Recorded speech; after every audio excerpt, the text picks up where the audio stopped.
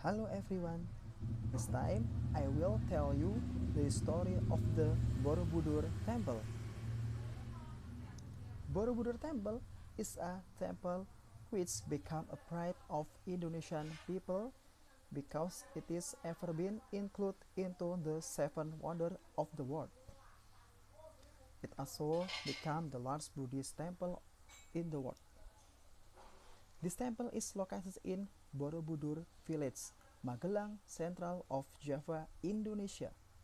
It is approximately 100 km from Semarang, 86 km from Surakarta, and 40 km from Yogyakarta. It was found as a place of worship for the Mahayana Buddhists by Sailendra dynasty in 800 SD. It was first discovered by Sir Thomas Stamford Raffles in 1814. At the time, it was found crushed and buried in the ground. Originally, it has 10 levels which have overall height about 42 meters. However, after reparation, the height of Borobudur became approximately 34 meters with overall building area about 15,129 square meters. The front side of the Borobudur temple is facing eastward, although each side of the temple has similar form. There are three main levels of the rail in Borobudur. The third level is Kamadatu, Rupadatu, and Arubadatu.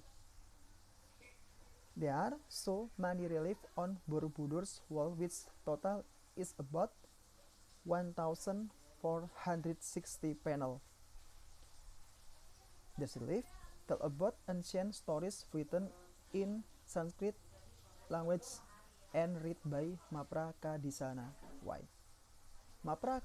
Mapradakisana is a way to read in accordance with the clockwise direction. The way to read the story is starting from the side of the gate at every level of the temple. There are so many stories written on Borobudur walls. The first story on this relief is Karmawibanga, which is written on the foot of this temple. It tells about karma. Karma is the law of cause and effect obtained by humans.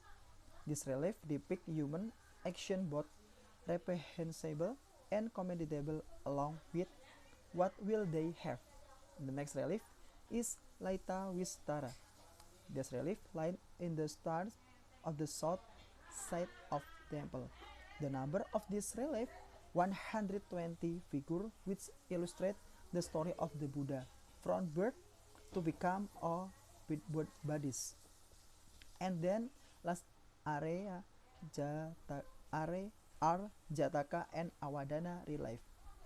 This relief tell the story about Buddha before he was born. Besides decorated with relief, Borobudur also has so many sculptures which become symbol of the Buddha embodiment. The statue are sitting cross-legged in the lotus position and show a certain hand gesture. They are located at Rupadatu level. There are 432 sculptures there which are line sequentially and every nice of this level. In the first row, there are 104 nice. In the second row, there are 104 nice. In third row, 88 nice. In the fourth row, 72 nice. And fifth row, 64 nice. Besides sculpture, Borobudur Temple also has stupa.